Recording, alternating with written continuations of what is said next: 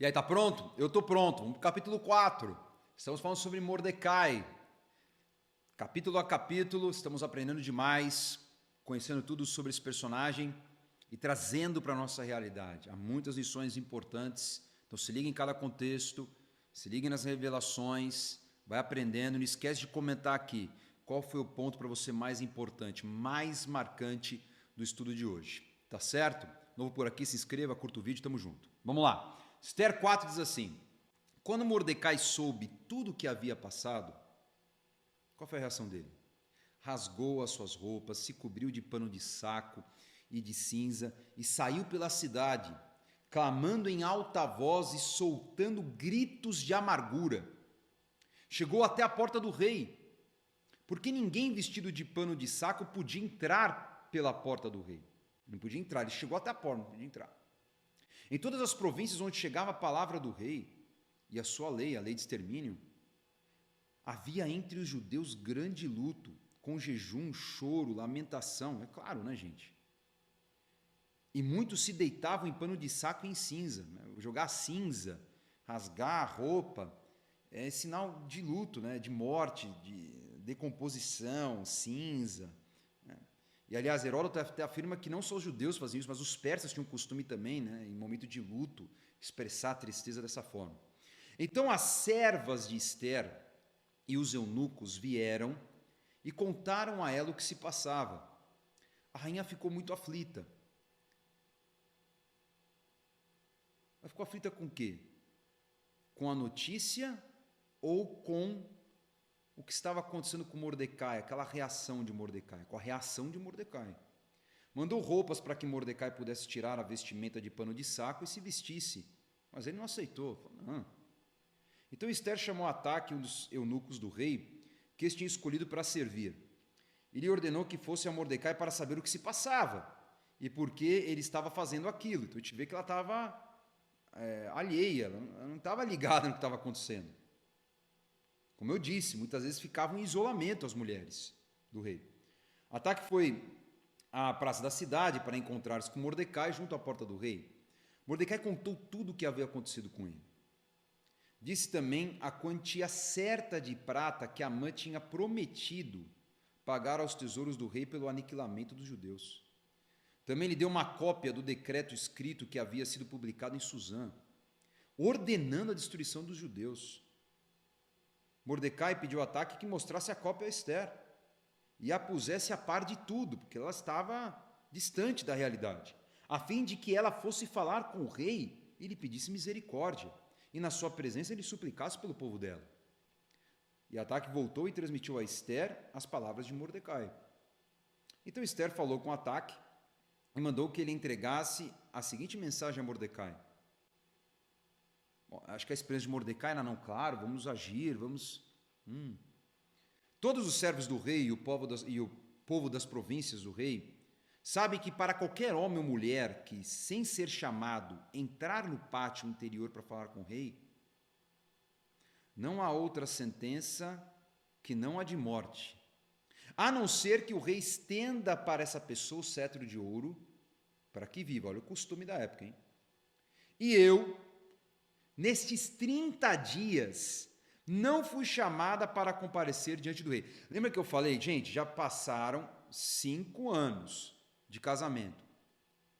Então ela já não era novidade. O cara tem um harém, sei lá quantas mulheres, já não era mais novidade. Então não é uma coisa rara não, 30 dias sem chamar era normal. E precisava daquele cetro, para que não fosse morta. Por ela não ter sido chamada, o cetro de ouro é uma figura muito forte da representação do poder absoluto, da autoridade. Até em Apocalipse, né?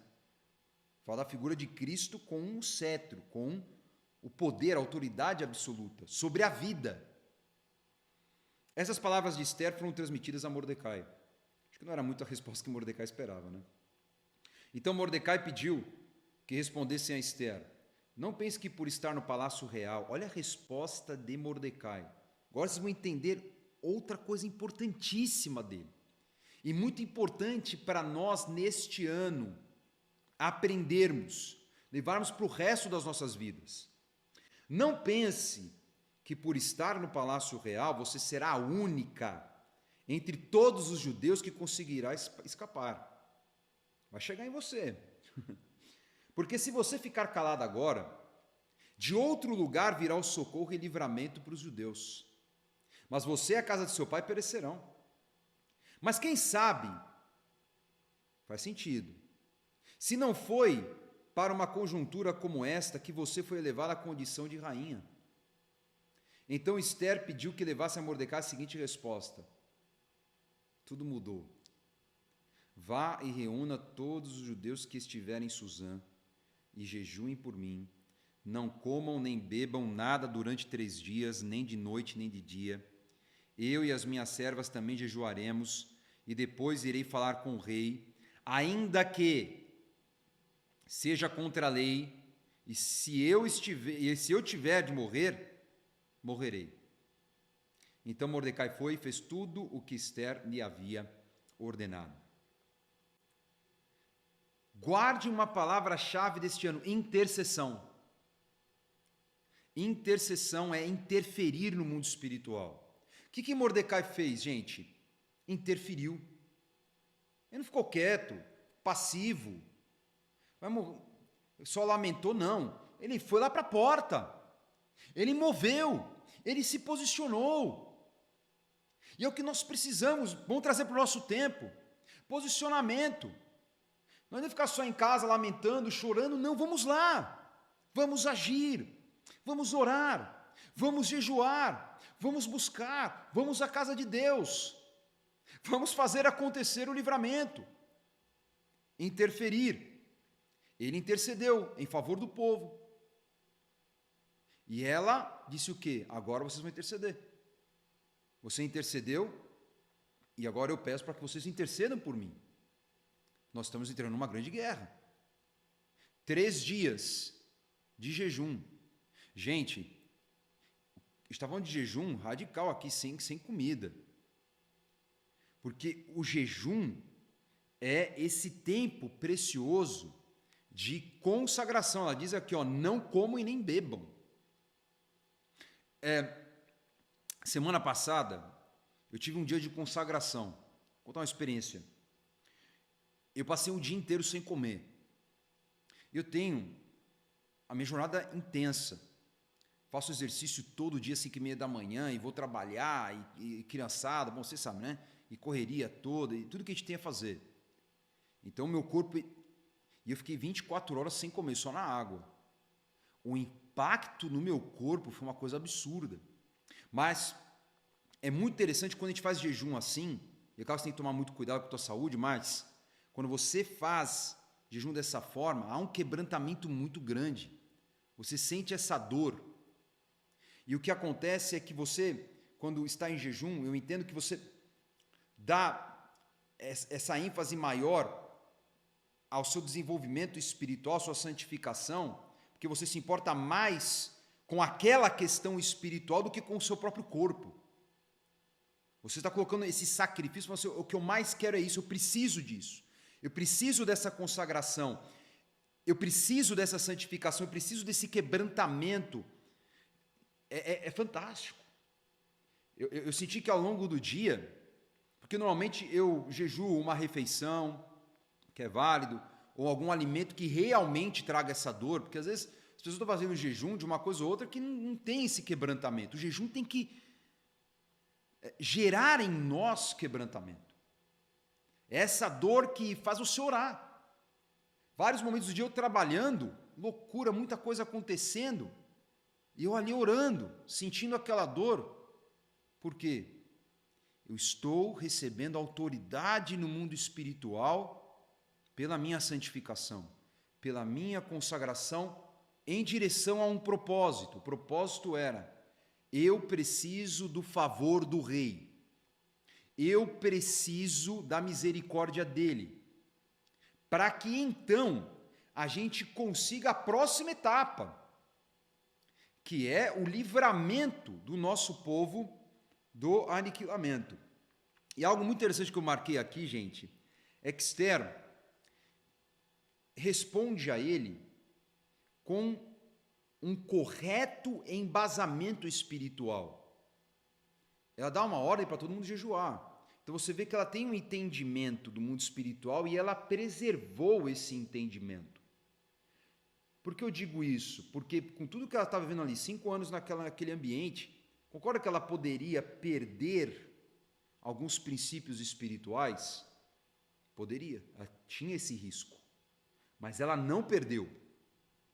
A aliança com Mordecai com certeza faz todo sentido, mas também a base dela, que veio da educação de Mordecai.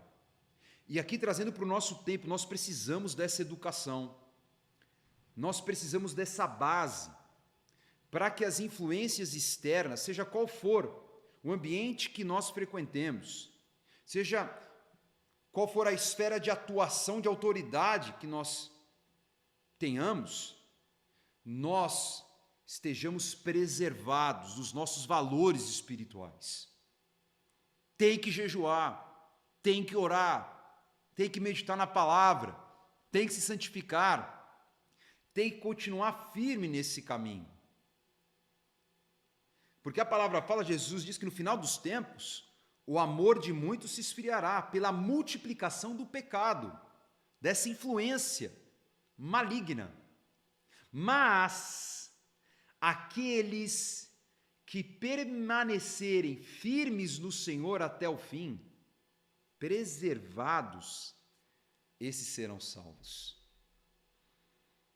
Então, educação, gente, preparo, fundamento, vai estudar, vai aprender mais da palavra. Sabe, às vezes a gente comete o erro de ficar sendo conduzido por influencer aqui, influencer acolá, e vídeo, e sabe, vai estudar a Bíblia. Muitas vezes você fica refém de interpretação bíblica dos outros, vai estudar a Bíblia, vai orar, vai ter mais intimidade com Deus, faz o jejum que realmente te leva a esse quebrantamento.